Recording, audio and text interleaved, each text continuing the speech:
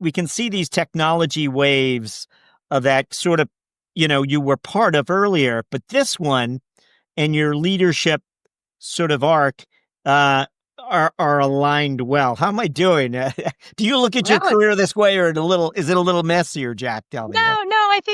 I think you're spot on. I mean, look, I think there's some level of being strategic, but then there's some just luck, right? I mean, I never, again, like I said earlier, if you had told me Aspect Software would grow from 100 million to 600 million in the time frame that I was there, I would have said you're crazy, but it did. And even at ForeScout, I remember being on the floor of NASDAQ when we were being listed that day. I remember standing next to a board member and chatting a little bit, and her saying to me, do you I hope you're appreciating this moment, because for every company that wants to be standing on this floor experiencing this IPO, there are hundreds that fail. And so I am very meticulous when I am researching a company to decide if I want to join. It needs to have multiple. It needs to have product. It needs to have kind of a market fit. It needs to have growth,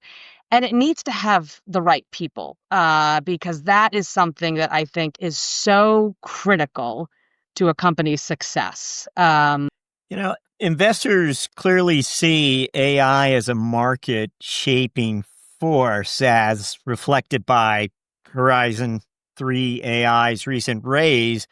How does that external enthusiasm, which we talked a little bit about that back during the dot-com era, a lot of enthusiasm. How does that external enthusiasm influence how you view the CFO role?